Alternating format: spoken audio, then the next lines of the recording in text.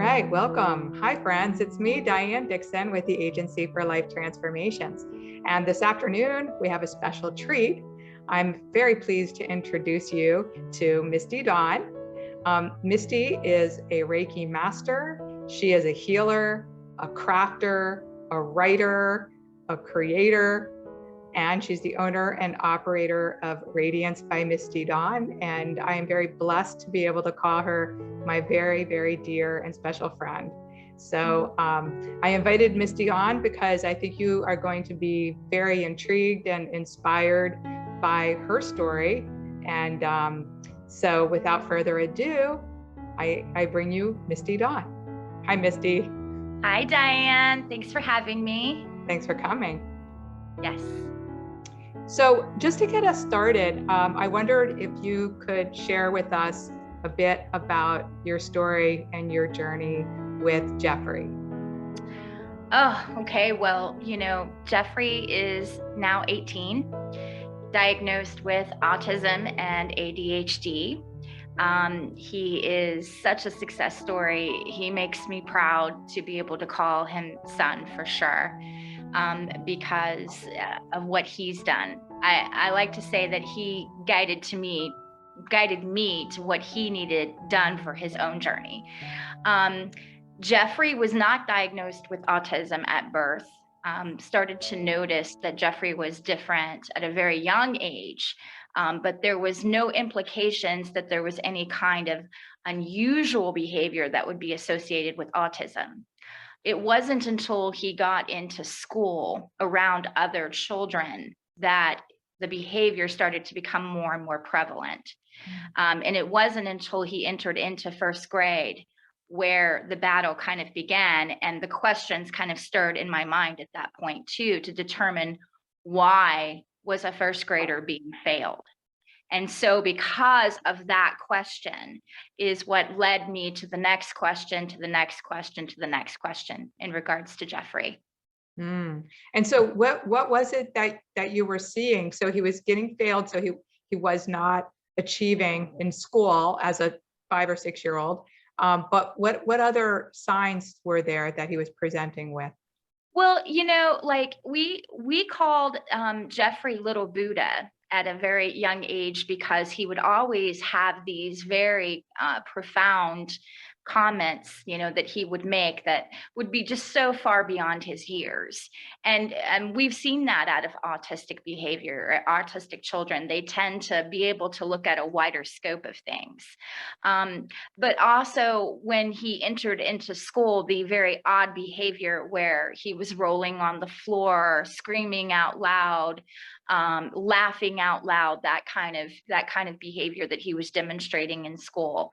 And I did have the child psychologist of the school get involved, and he was tested for very high type A behavior, but nothing was expedited at that point either. So yeah. Okay, yeah. so you've got this first grade 6-year-old child, and he's presenting with these behaviors, and the school is failing him. You're starting to get some feedback that there's really something there, and then they didn't provide. There was no feedback, actually. In fact, it was a complete dismissal. And that was very baffling to me, because it was indicated that there wasn't really anything going on with my son. It was more so, behavioral issues. And there was nothing really investigated any further. And so I'm the one that had to advocate for my son and push the issue. And the reason why is for several reasons. One, because both of my brothers were diagnosed with autism.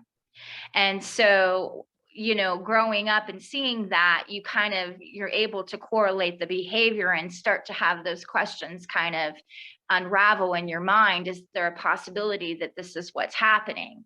But, also as a parent, you don't even want to think of that either. You also want to you want to question yourself in thinking that, because it's just too big. It's too overwhelming, to contemplate that idea. But then there's also the fact that if that is really what's going on, then we need to get to the core of it and find some resolve. The problem is that the school did not, they did not stir those questions in me. They did not. In fact, it was disregarded. So I had to kind of take matters into my own hands. Wow. So how much time elapsed then from so you started suspecting around age 6. How did things progress then? The entire school year. It was the entire school year. It was, there was a lot of going to the principal and having meeting after meeting, as well as with the teachers. And, a lot of that regurgitated information that you're getting from the teachers, he's failing. And you're looking at them like, I'm sorry if this feels offensive to you, but I don't care that he's failing. I want to know why he's failing. I want to understand why is a first grader that has never had any school experience failing, and what are you doing to fail him? Because honestly, he's in the first grade here. He can't be failing. He's got to acclimate to this, and you're the one that's teaching him. So we're all teaching him. So how are we failing? And I think that that's a really hard question for adults to really look at themselves and ask themselves that, like especially teachers. And it's very difficult for them to say, how am I failing this child? Not the other way around. And me as a parent, I was even willing to say, how am I failing my son? And being able to get over the and embrace humility, through that. Like, I can be humble enough to say that I'm failing my son. It's not the other way around. So what do we need to do to find some resolve with this? Yeah. Wow. That's just beautiful that you had that perspective, as a young mother, because I think there's so much pressure to, well, you're the mom, you're supposed to know everything, you're supposed to have all the answers. And when things don't go right, then the blame is, always put on the mom. But yeah. So with that attitude and that willingness to work with the school, were you then able to go ahead and get testing, or how did that play out? Actually, what happened was they failed him. And I went to the principal and said, listen, please do not fail him. Please, there has to be something that can be done here. And so I offered the idea that through the summer months, I would work with my son for the next 3 or 4 months. I would basically, what I wasn't aware of, but basically set the precedent for homeschooling my son. And I wasn't aware that that's what I was doing, but that's basically what I was doing. But it was more about putting a Band-Aid on something, like, okay, let me work with him through these summer months. And if he comes back into the second grade and he isn't prepared for the second grade, then you have all the authority, to fail him. And so working with the principal said, okay, you know what, we can test him. And if he's not at all going to pass the testing and be prepared for the testing for second grade, then we will have no choice, but to fail him. So at the time, I had my my metaphysical store in Vero Beach, Florida, and I was bringing my son in every day, and I was working with him every day in my store. And the beautiful thing about what also happened with that is that also set the precedent for me to start doing the mindful approach with him, Diane, because there we were in my meditation room where I would teach guided meditation to grown adults. And it just, why am I not doing this, with my son? So sitting down before we would even start to do any kind of academics, it would be like, okay, Jeffrey, we're now going to sit down. We're going to clear our mind. We're going to get rid of our nervousness and our anxiety. And we're going to just sit here and we're going to just take a moment and breathe in and breathe out and meditate for a bit. And that's what we did before we would even start to do any kind of academics. And then it just became a routine that we did daily, like it was just set in stone that this is what we were going to do. And he started to actually enjoy that, looking forward to that. He'd come in and be like, okay, mom, we're going to sit down now, we're going to do this. And it's like, yes, we're going to do this. So when he went back to school, he passed the test, believe it or not. They entered him right into second grade. Yeah. That's amazing. That's amazing. And so then he was able to use that tool to help to regulate his own inner emotions and maybe have better self-control with his classmates. And yeah, it kind of encompassed everything. It kind of, the breath work turned into yoga, over the body, and the breath work turned into when he was having emotional meltdowns, how to use his breath to pull him away from those places.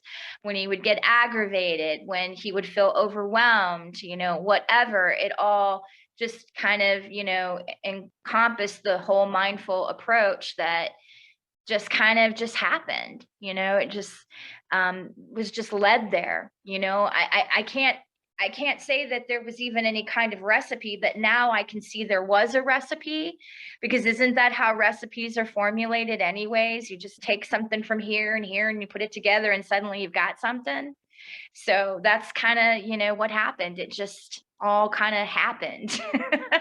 Yeah. right. And I like to say Jeffrey led me there, through his needs, he led me there. Wow. And so now he's in about the second grade and he's got much better self-control. He's doing better academically. And so is that pretty much how the story ends, or did no. No, no, no, no, no, no. No, no, no. No, it was before you know it, we're right back to the same thing, and I mean, there was that 1 minute of, I get to take a breath, but then there's that next minute where you're getting the call from the principal because, he's gotten into a fight and, or something has happened at school and you're getting called into school and meeting after meeting and, just the whole ball of wax. And then when you're starting to recognize that some of the foods is actually triggering him and you become aware of this by keeping a food diary, you don't want your child to be exposed to the crap that they give them at breakfast. So you tell them, I don't want my child eating this chocolate Pop-Tart, crap that you're giving these kids because I think this is what's triggering him. Then it becomes, oh, well, you got to get a doctor's excuse for that. It's not enough to be a concerned parent or anything. No, it's got to be, you have the doctor's excuse. So no, it did not end there. In fact, it ended with me having to keep going with the idea that they weren't doing their job, I guess, more or less, which caused a lot of friction. It caused a lot of confrontation after confrontation, and eventually ended with me taking my son to a behavioral health agency and having him diagnosed. And their actual rebuttal to all of that, once he was diagnosed, was a great big apology, actually. And it was more or less that because Jeffrey did not indicate any other things that were transpiring in the home, which meant abuse, that it was the reason as to why they didn't expedite anything, because apparently there was I guess a homeless shelter of kids that were filtered into that particular school, and so Jeffrey kind of fell through the cracks. Again, overwhelmed more or less the system. Yeah. Right, such a common story. It is a very common story. So I know so many people and so many parents, go through it, and there's not enough resources out there to help people to navigate through the whole thing.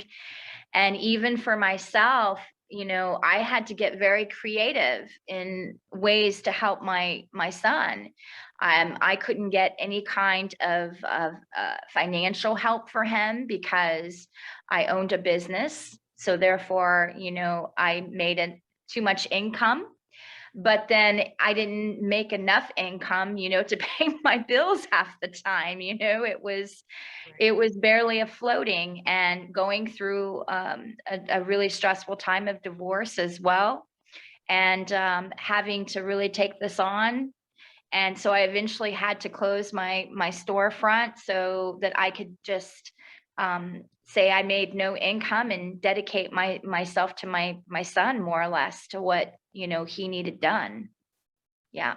Wow. So did you keep him, were you able to keep him in the school system, or how did that end up playing out? Well, it's like, again, like I said, you take a breath and you think, okay, I've got the diagnosis, and here's the diagnosis. So now that we have the diagnosis, they can then have the tools to do what they need to do for him.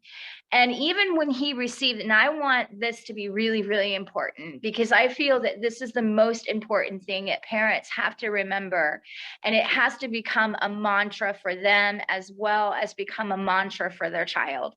I would look at Jeffrey and I would say, just because you have this diagnosis, okay, just because you have this label, that does not mean that you are this label. That does not mean that you are limited to this label. All that means is that there is a label that the world needs in order to have the tools, like performing surgery. You got to diagnose what's going on before you can do brain surgery. Because if you're doing heart surgery and you need brain surgery, you're in trouble, right? So and so explaining that to Jeffrey, it's about the tool. It's about the procedure. The surgeon needs to know how they're going to perform surgery. This is how the world functions and how it works. However, that doesn't mean that you are just defined to that. Okay. That just means that they can give you the tools to progress. And I just want to say that, because that became our mantra. I mean, it was like, that is what was instilled in my household, in my child, in myself, and everybody else, around him. And I made that very, very clear that we do not pacify this. We empower this. And there's a big difference.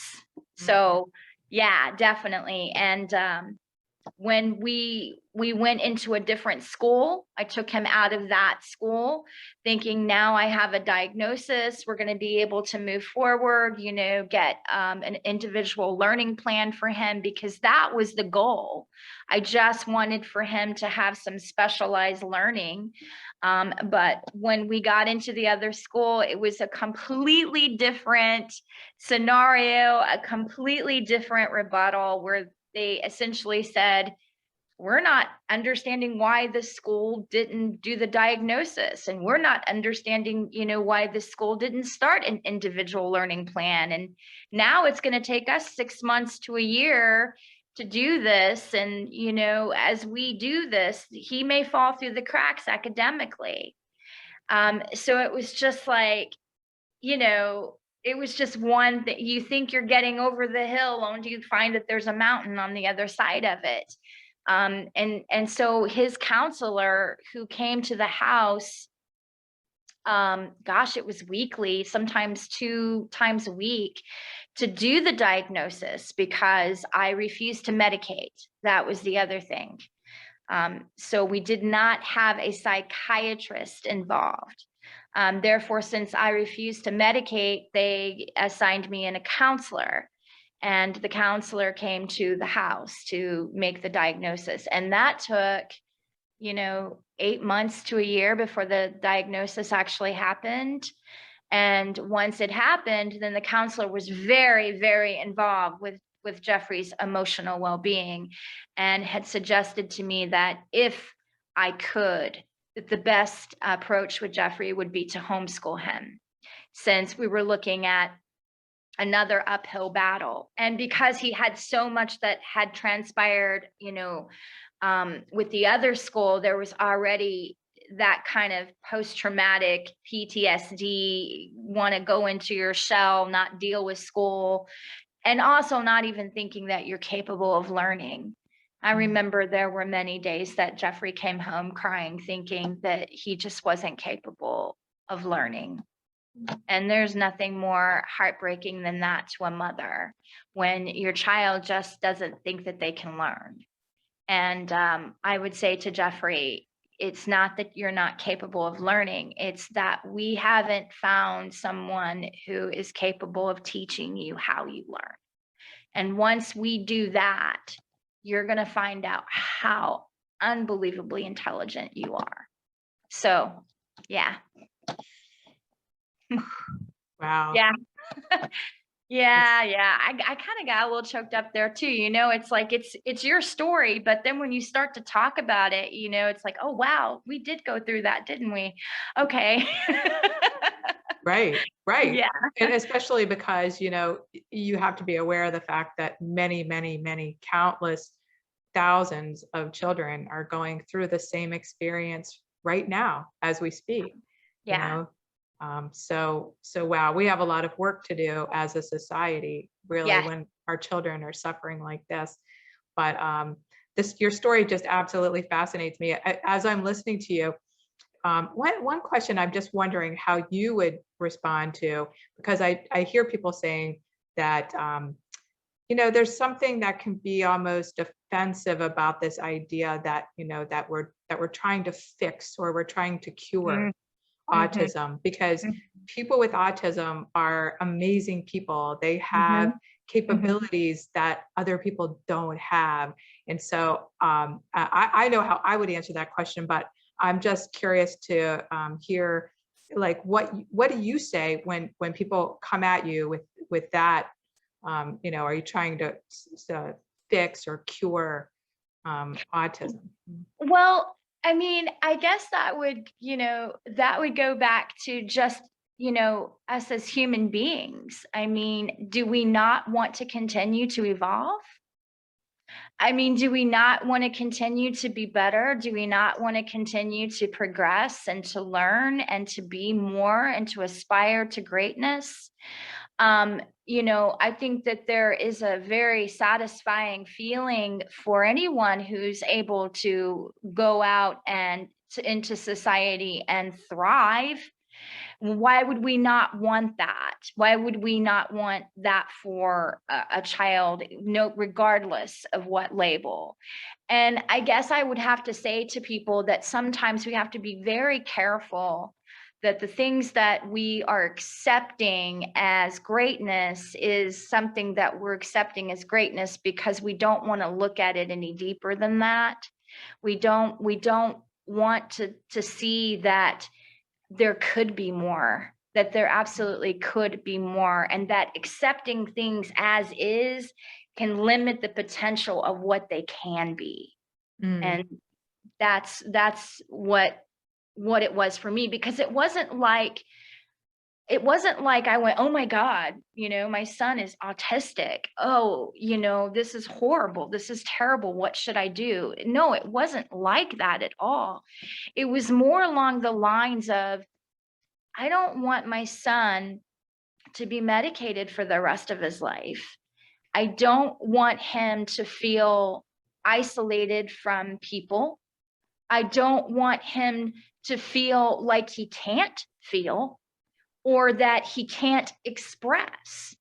And, that's the thing, having worked with autistic children, teaching guided meditation and Reiki with a group of autistic children of 35 is, being aware that sometimes their silence is just a way for them, to not feel, and that everything is sensory overload for them.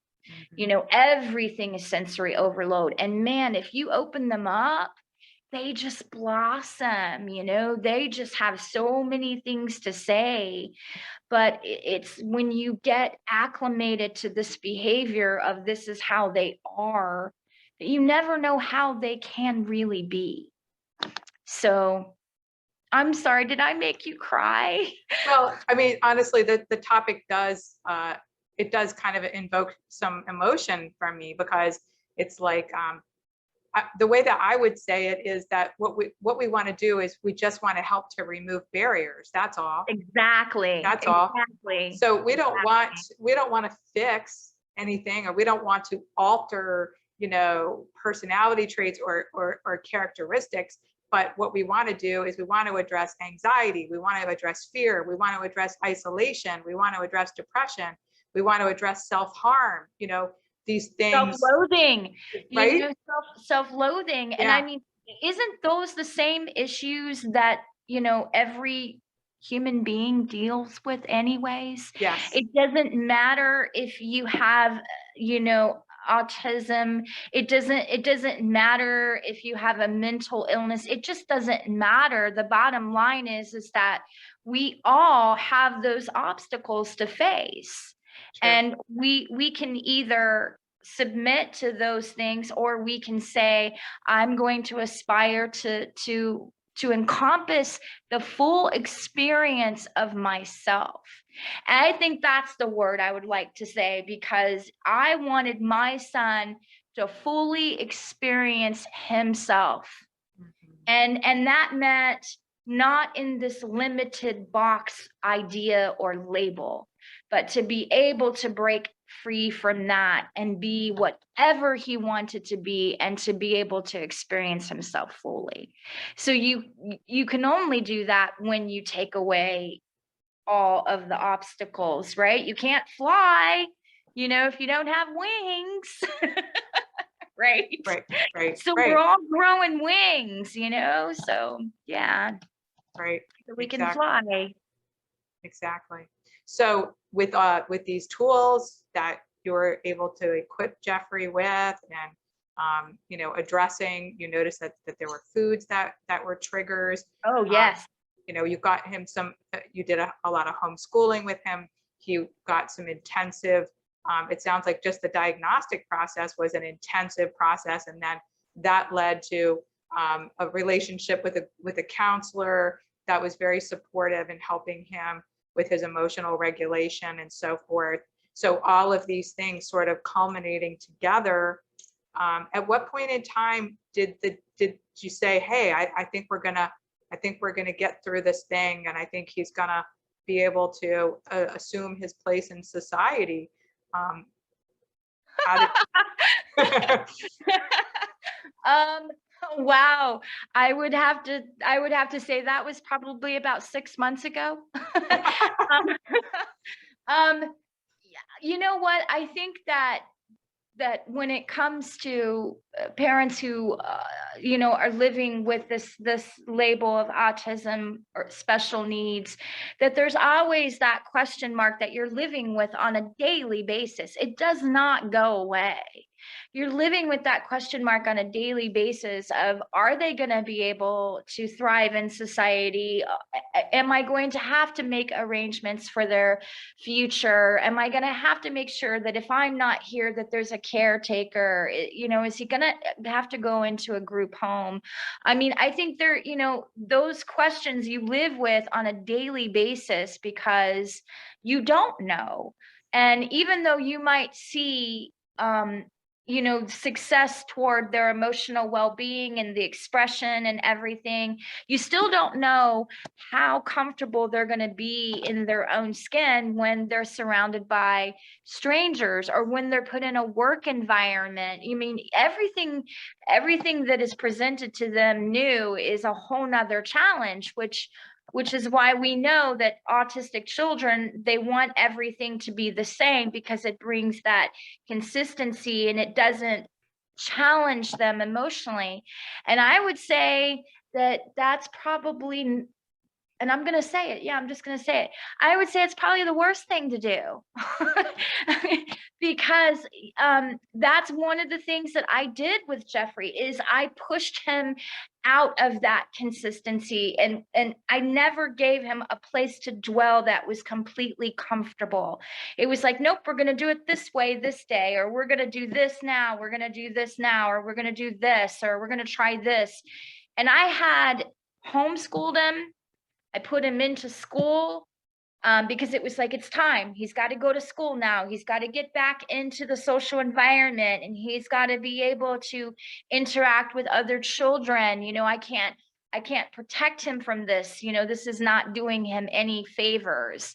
There's a point where it's supporting him, and then the next point of enabling him. And you've got to be able to discern the two, because it can become very easy to just get into that, that routine of things. Mm-hmm. And that was something that I just didn't do with him. I had him, moving in and out of comforts, so that he did not become in this box more so. He would have to push out of the box and use his own internal tools, to navigate through all the emotional landmines and everything that he would have to contend with, just like we do, just like we all have to. And well, heck, I mean, there's grown adults that don't even have those tools. Mm-hmm. And being able to navigate through that with the right tools is, that's the key to success, to everything. So that was what was most important for me with Jeffrey. And in fact, when the school said, oh, I put him back into school after I homeschooled him for years. And I have to tell you, Diane, I felt like I was failing, because a lot of the time that I spent with him was a lot of behavior modification, where it felt like we were falling behind academically, like I couldn't keep up with all of the demands, because it would take an hour to get him to sit down and be able to do the work. And I would have to get him into the right place, and I would have to talk him through and coach him through.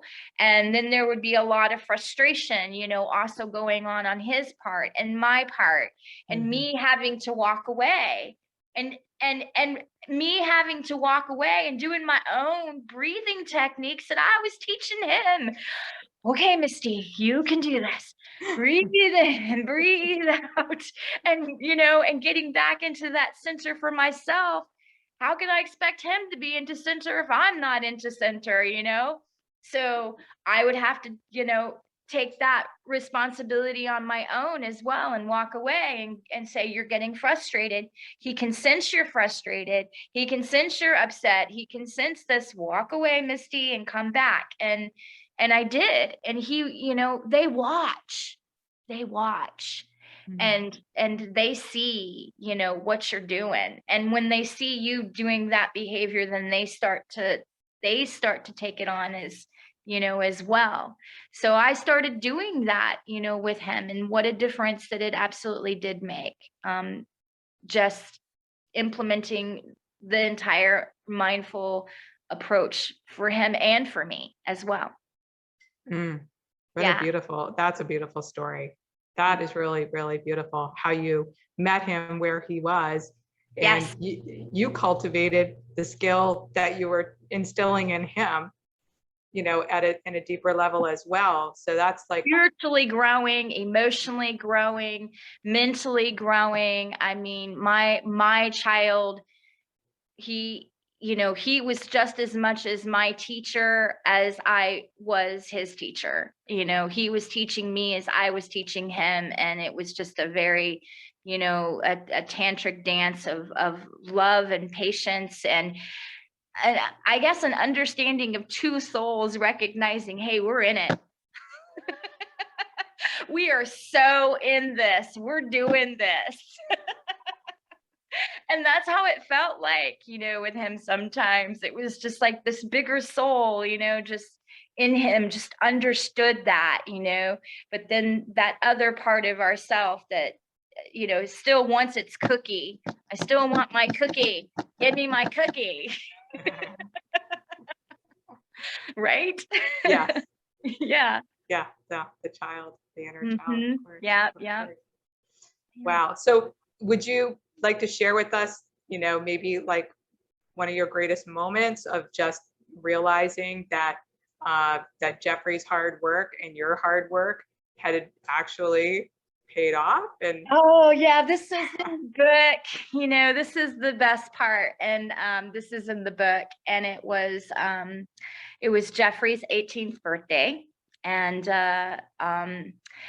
taken him to some Japanese movie that he wanted to see.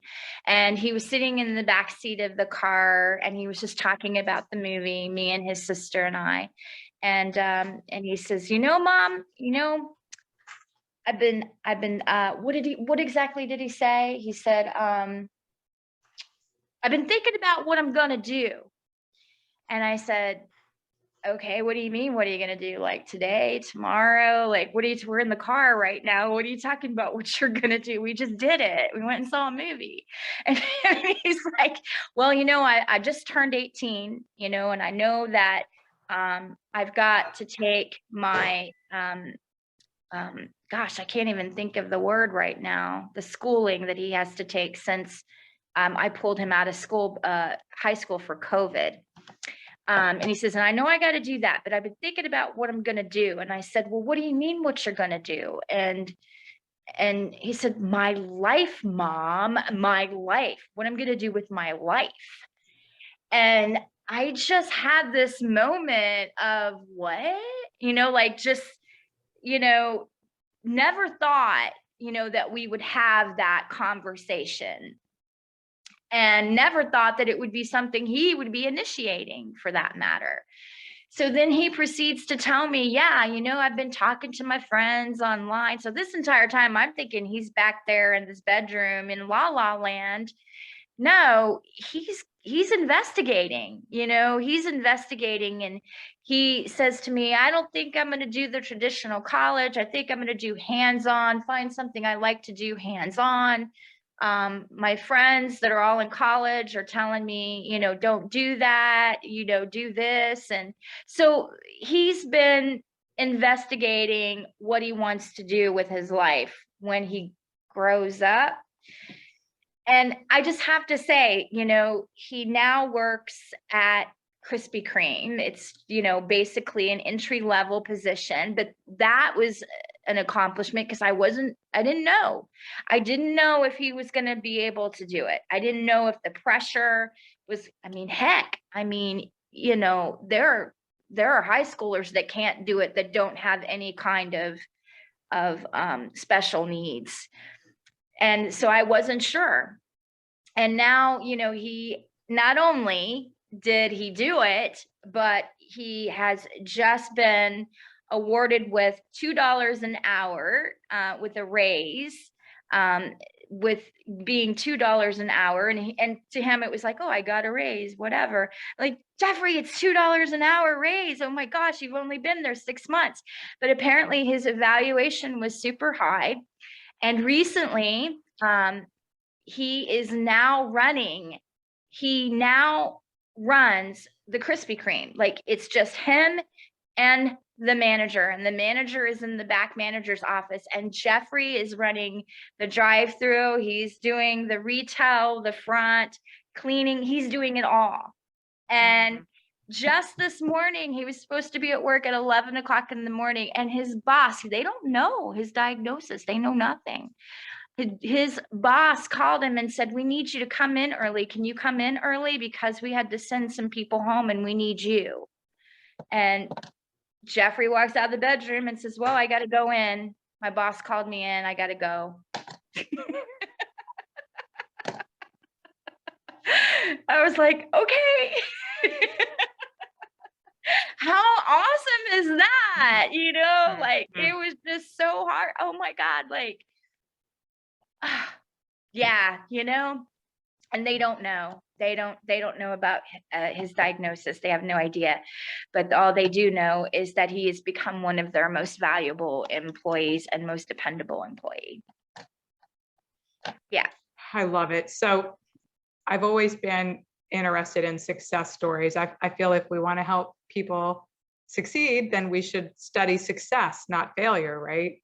And when I first started really investigating and doing research into it, especially with autism, but not just autism, other disabilities as well, I didn't find a lot of success stories that had to do with, medications or, a lot of the typical therapies that are suggested. Most of the success stories that I've encountered had to do with more natural approaches, mindful awareness practice, and things of that nature. So I'm really excited to bring forth your story and other stories like yours, because I think that it really emphasizes the importance of moms using their intuition and using their own guidance. And it's not to say, well, this is what worked for Jeffrey, so therefore this will work for everyone.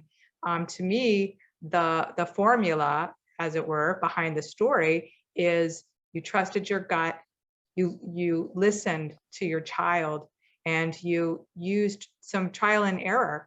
You tried things and you made adjustments. You were willing to make sacrifices. Everyone with children with special needs makes sacrifices. So you're already making sacrifices, but what sacrifices you make, I think, is really critical, to having this type of an outcome. So I'm so excited for Jeffrey, because he is a great young man, and he deserves all the success, and so do you.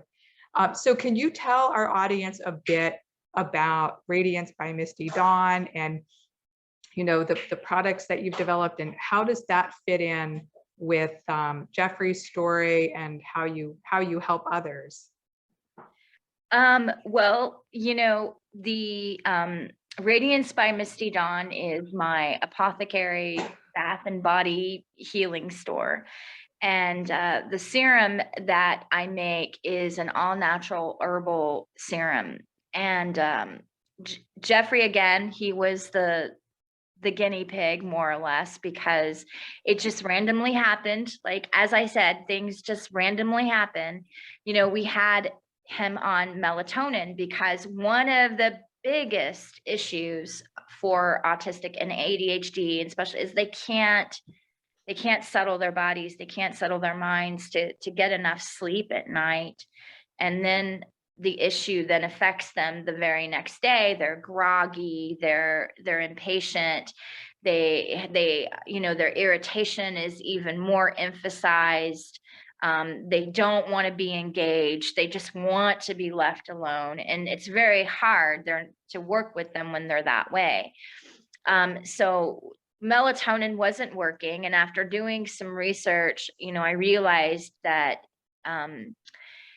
the body absorption level from things like that, it can be very, very small.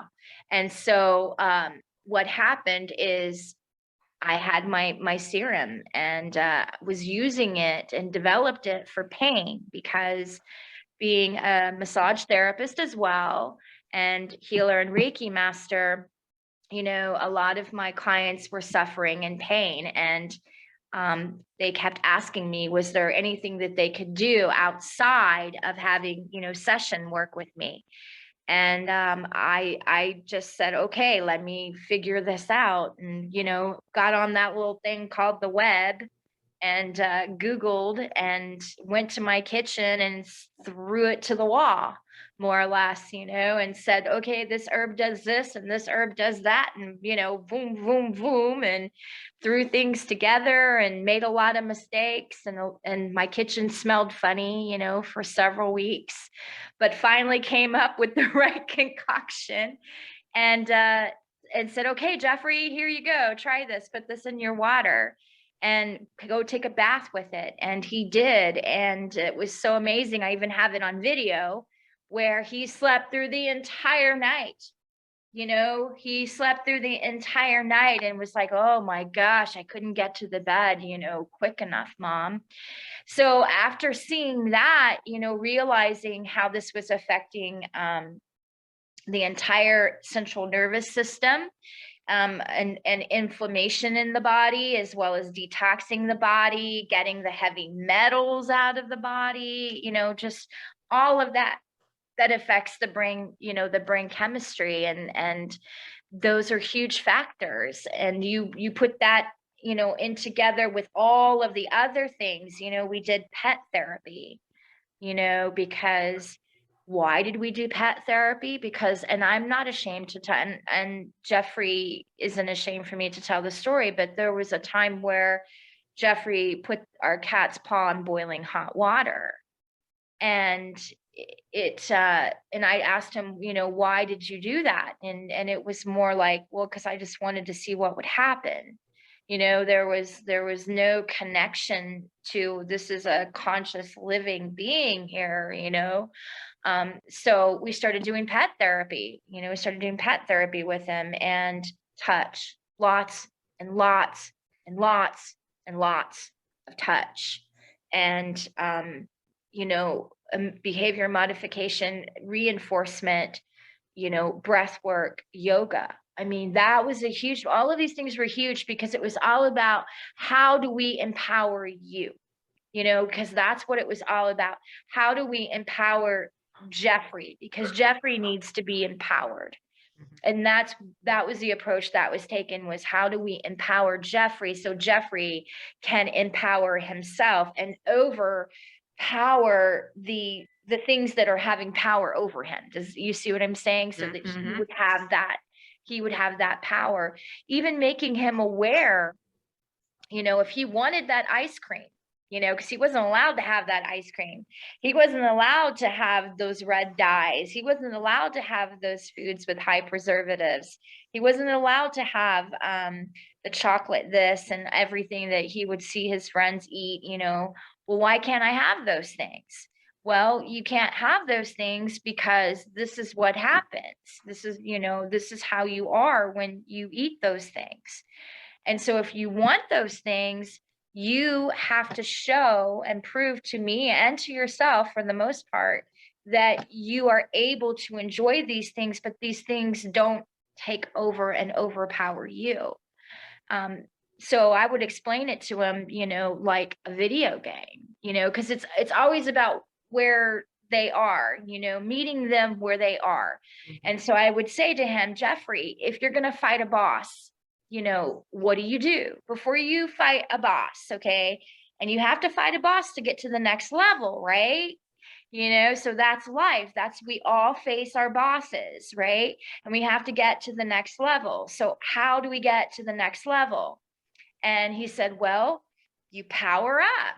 And I said, exactly, right? You power up. You have to power up. You have to get all your strength and your reinforcements and your tools and everything. So it's the same concept. So you have to think of this ice cream as your boss, and you have to power up. Like you have to think about it in these terms, like, how do you get to the next level?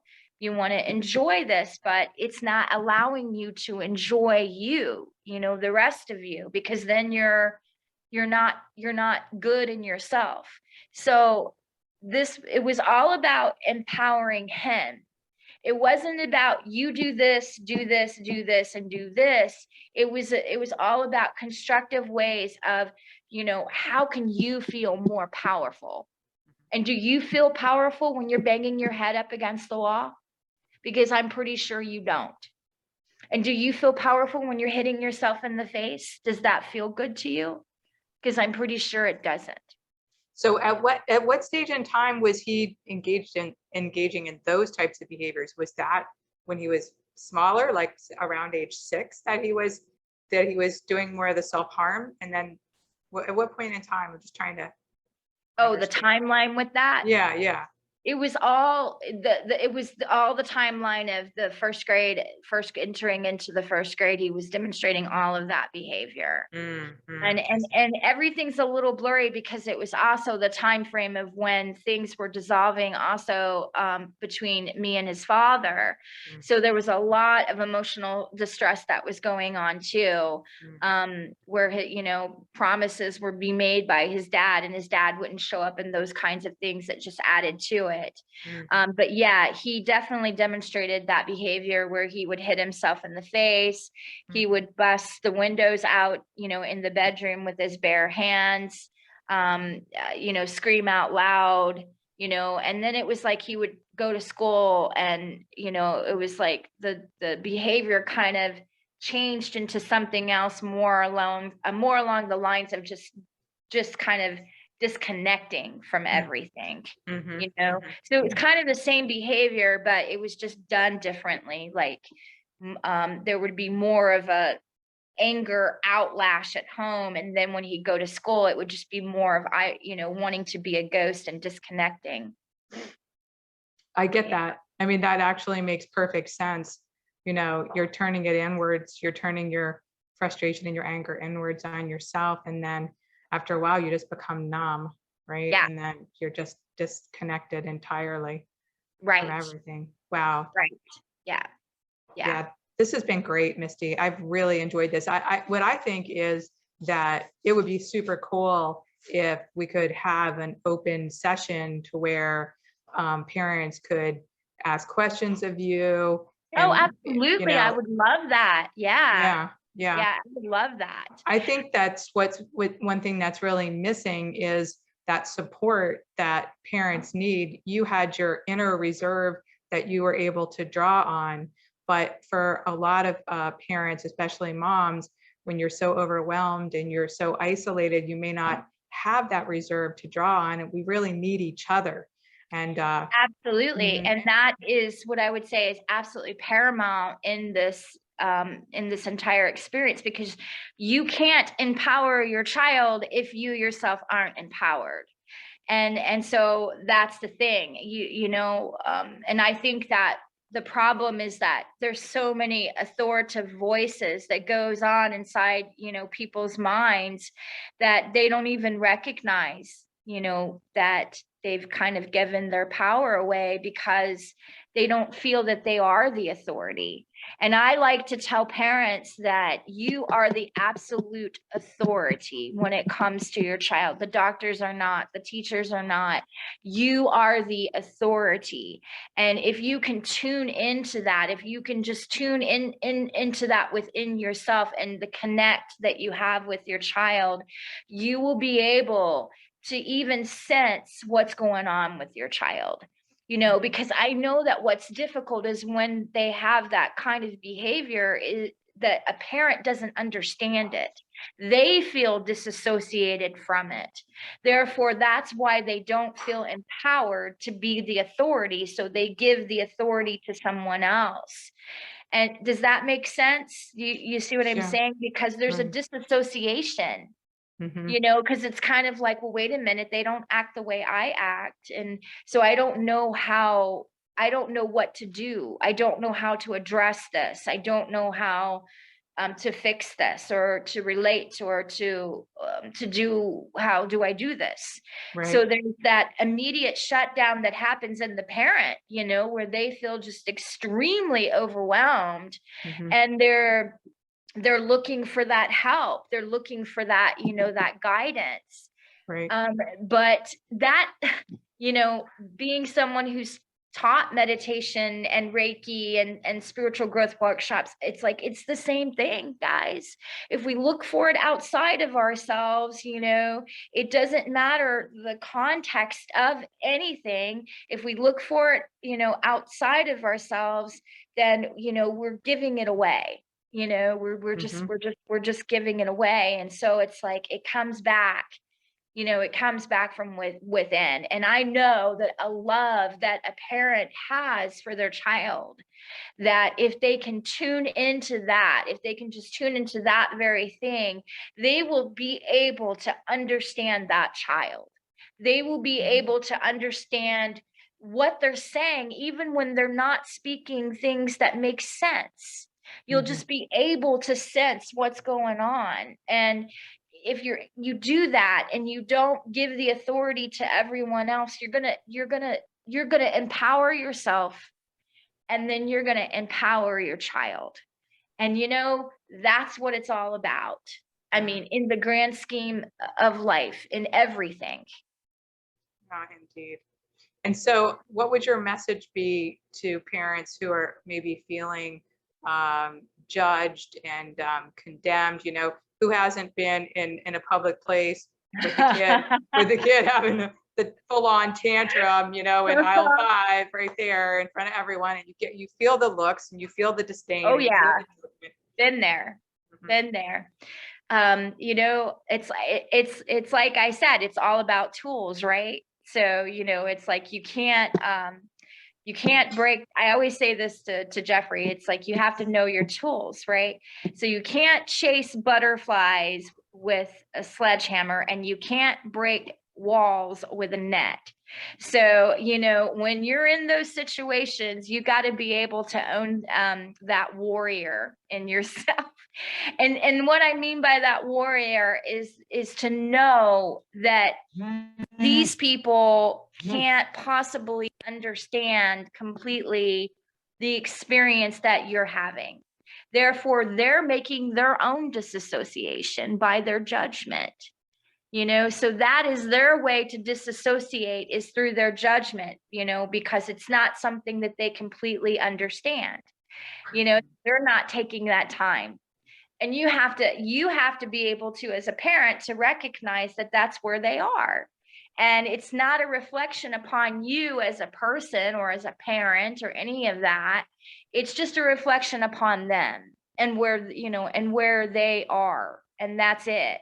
And you've got to take that kind of mentality into everything when you're facing these kinds of challenges. Because if you don't, you're going to get really tired really fast, and you're going to feel really emotional really fast, and you're not going to be any good for your child. If you feel constantly judged, it's because you're judging yourself, and therefore you're judging your situation. And I hate to say it, but you're judging your child too. And that's the reality of it. I mean, as harsh as that sounds, but that's just coming back to the human nature of things. You know, it's not to be judgmental or shameful for me to say that. It's just the human nature of things. Mm-hmm. We judge what we don't understand. And I would just also like to suggest that if you ever have an opportunity to sort of, you're that bystander that you see that mother, you know, or father that's coping with a child with, you know, behaviors in a public place, that, you know, hey, you could always be the person that steps in and just gently says, hey, you know, it's okay. I've gone through that myself, and, you know, it gets better. Oh, yeah. Or, you know, or even, you know, to look at the other parents or other individuals who may be in judgment, and, you know, maybe try to raise their awareness a little bit to say, hey, you know, like, don't judge, you know, anyone can have a bad day. You know, you don't have to like get on a soapbox and make a, you know, go into a lecture just to say a few words of support for that family that's going through it, and always trying to educate the public in any way we can to try to encourage more kindness and compassion and support for each other, because you know what, life is short and we're in this together. So, and there's nothing more healing, Diane, than for someone's story to just be acknowledged.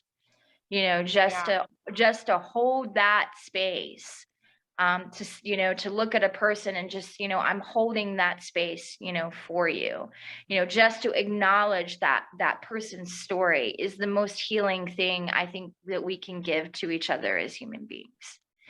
So yeah, I mean, definitely. And, you know, I have my store and I have people coming in all the time, you know, that buy the product for their special needs and autistic children.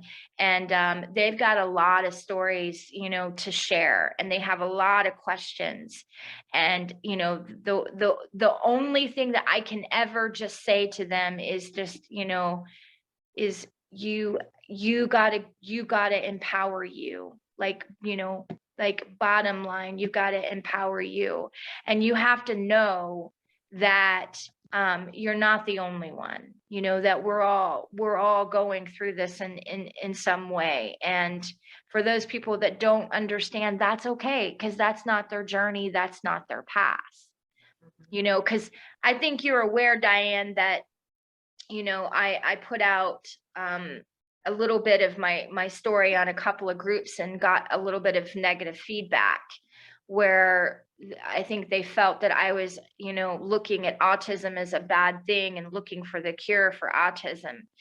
And and that's where they are, that was their, it's like what Osho said, we don't perceive things as they are, but where we are, because that was certainly not my intention, when I put it out there.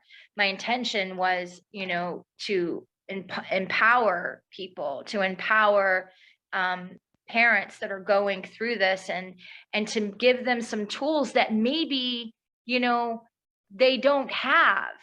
And I mean, how do we learn if we think we know everything? That's how the best teachers, right? The best teachers remain the best students, because we continue to keep learning and learning. So if we take that as an attack, then we're creating the block for it to be a blessing. So these parents that come in, that come into my store, and they're sharing, their stories with me, and I'm listening to them. I think the most important thing is that to make them not feel like they failed, because I think that they already feel that they failed just by the notion that their child has been diagnosed with this. What did I do in the pregnancy? Or, is it part of my DNA? Did I pass this on through my genetics? I mean, like all of those, I think all of those questions goes through a parent's mind. And all that stuff's got to be put down. It's got to be put down, and let's get to the core. Let's stop with the blame, and let's get to the core of how we address these things. Yes, amen. And at the same time, like, let's acknowledge success stories and not try to, push them away. And, right. and I think that, we all have to find our own way, just as individuals and as family units, and everybody's child is going to be different, is going to respond to different things. Absolutely. Right. Absolutely. Yeah. But there can always be a different way to address something, or a different technique to try, or a different, because I addressed this in the book, that, years ago I was creating sensory rooms before sensory rooms were even like a thing. And I didn't even know that that it was a thing until I was doing it. And it was just because I started to think, like, I put myself into his shoes. I was like, well, if I had all of this energy and this angst, what would I do with that? And the first thing I'm thinking is grab a pillow and scream into it. And I used to do this with my clients, grown women, that would come to me frustrated, overwhelmed as mothers and wives and all of that. And it's like, have you screamed into a pillow lately? Have you went outside and screamed out loud? Oh, no, because you're a lunatic if you do something like that, right? But I was thinking about these things in regards to my son, and was giving him ways to get, that out. Spider-Man punching bags, and all kinds of different ways for him to exert that energy in a productive way and not a destructive way.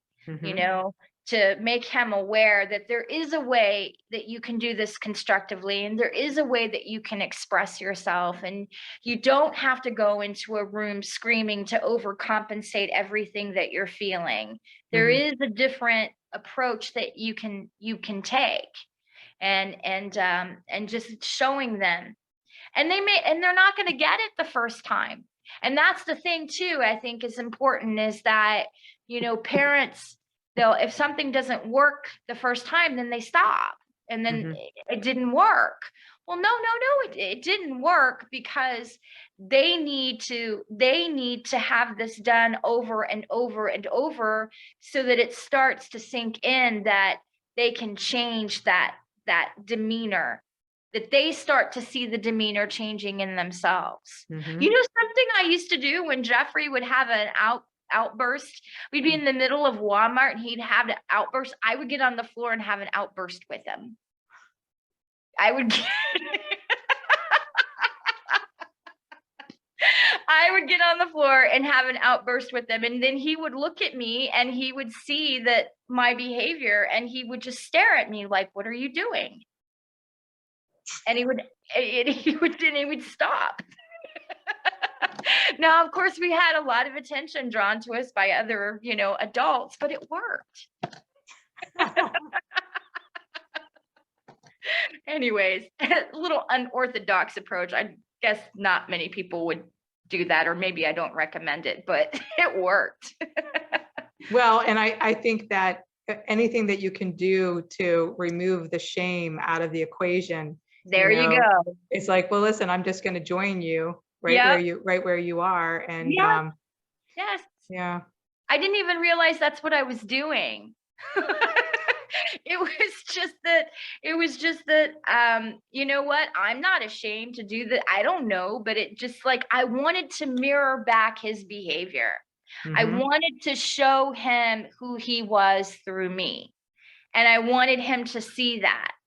Often we can't see ourselves unless it's reflected back to us from someone else. Mm-hmm. So I wanted to mirror that behavior to him so he could see it for himself and be like, oh, well, what's that? Well, another aspect that I think is so amazing to your whole journey and in your story is that, like, some people might be saying, well, yeah, but like all the success you had was so dependent on your relationship and your bond.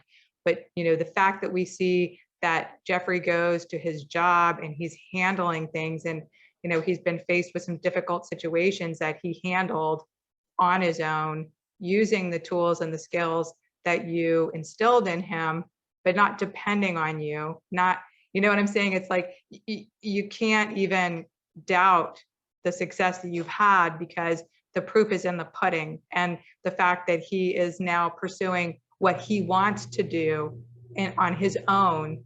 And that's not to say that that's the only measure of success. Okay. I'm not trying to limit what success can look like. And he's only 18. Some people may not get there until age 20, age 25.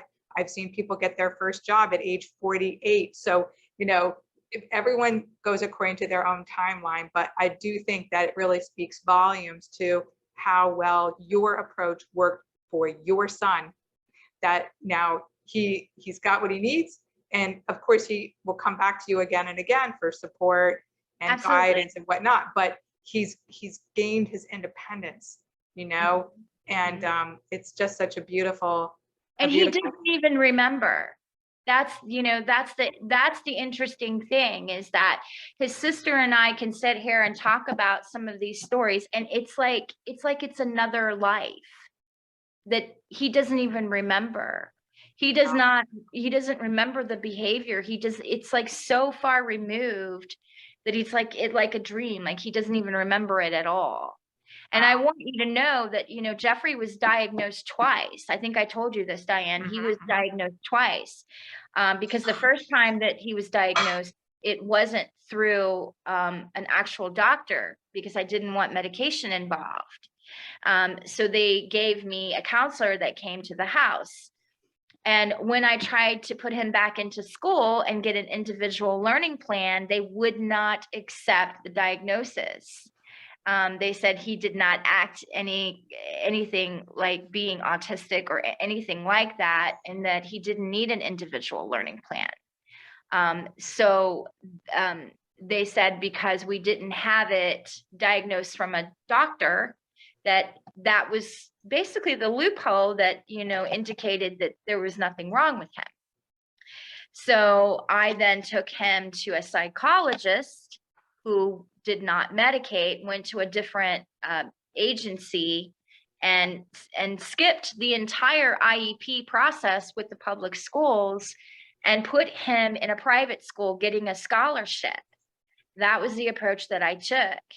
And the reason why I took that approach is because I started to hear horror stories from parents with IEPs and what they had to go through. And I was like, oh my gosh, no, I just don't want to do this.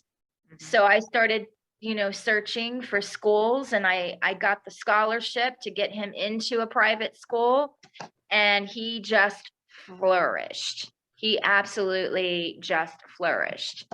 And that was a real turn of success to see, because he was surrounded by other special needs and autistic kids, to see, to be able to gauge where he truly was, so the diagnosis was twice. Wow. Yeah. Yeah. No mistake. No No mistake. mistake. No Right. mistake. No, no. Yeah. Because like I said, the diagnosis was twice. And once I got that diagnosis, I got a Garner scholarship for autistic children and got him into a private school where he had more hands-on learning, and they met him where he was. It wasn't about bringing him to where they needed him to be. They met him where he was, and they let him run around the school barefooted because he loved to go barefoot. So he was like the free-spirited child that ran around the school barefooted and climbed trees. Oh, and they called him the bunny whisperer too, because he was the only person who could get the bunny to calm down. The bunny would attack everyone else, but they started calling him the bunny whisperer because he could hold the bunny. This is a child who put our cat's paw in boiling hot water, was now holding the bunny. And we have videos. We have videos where Jeffrey's doing Reiki energy on our cat and puts our cat out like comatose. He did. Well, we're going to have to do some recorded segments with Jeffrey for sure. And also there's, I'll probably edit some of this stuff out as we're chit chatting because we're going to have to wrap up soon. But there's a mom who had reached out to me on Facebook, and she's doing like a Zoom based, just like what we're doing now, but it's a social group for teens with autism. And so like the possibility that Jeffrey might pop in on that group, maybe do a little, guest speaking engagement, or, just show up just to, meet some of these other young people and share with them what works for him. Because now that he's an adult, he's in charge of managing his own stuff and his own, he has the tools that you've given him, but now he has kind of made those his own. And so I'm sure he has his own way of expressing what he does and how he does it and how it works for him and how it feels in his body and in his emotions and everything like that. So I think it would be really interesting to hear from him, because it's not like he was a subject in a petri dish and you were doing like little experiments on him. It was very much a partnership. Yeah. Where he was giving you feedback, Mom, that's not working. Mom, I feel like this. And, then you were saying, well, let's try this and let's, and then he had to report back, oh, that helped or that didn't help or whatever. So he was very much a partner in kind of setting this whole path, the journey that you guys have been on. And there's so many aspects to it. Like we could just record so many of these sessions because the creative process and the projects that you and Jeffrey have worked on together and the big projects that you're working on now, it's like it could go on and on and on. But as you know, I'm super excited and super inspired to share and get your story out and encourage others to create their story. You have a child, a 6-year-old, a 12-year-old, whatever age, whatever is going on. Even though you've had struggles as a parent, I'm speaking to the audience, but you've had successes as well. Success isn't a once and done. Success is little milestones along the way with a lot of setbacks. I mean, like we fail our way to success, right? Because we try all these things, that didn't work, that worked a little, that worked for a while, then stopped working. And over time, as we continue on, then eventually we start to get into that sweet spot where it feels like Jeffrey is now, and he will have other challenges and things that are working today may not work tomorrow, but Yep. But the empowerment that you speak of, that's really the confidence that he has that whatever comes up, whether it's a nasty customer at the Krispy Kreme or whatever it may be, that he can go within himself and that he can also reach out for that support that he needs. And that's the empowerment right there. Yeah, absolutely. And and it's interesting because things there, it's interesting to watch him the way he is with the dynamics at work, because things that would upset people doesn't upset Jeffrey. They don't upset him. I mean, he was called a racist and I said, did that not upset you? And he was like, no, I didn't care. Well, because he knew it wasn't true. Because he knows his truth, because he knows Right. who he knows his truth. And so it, it wasn't something that, that fazed him. But then, you put him on his video game, and he can't get from point A to point B, now he's pissed off. Now he's mad. But the other things, it's just like, whatever, that rolls right off of his back. Yeah. All right. So Misty, give us some parting words. I'm going to cut out some of the chit chat that we've had, but I'd like to be able to, so I'm going to say, wow, Misty, I always enjoy speaking with you and hearing about your success, your ups and your downs, and the way that you and your family has persevered and overcome and created so much beauty and so much hope and inspiration for the rest of us. So before we wrap this up, do you have a final message that you'd like to share? Oh gosh, a final message I'd like to share. I guess it's probably the same message that I would just say to everybody every single day, is that, we're never meant to live in a box, and always shoot to break that proverbial glass ceiling every single day, every single day, because we are powerful beings that can create many, many beautiful things.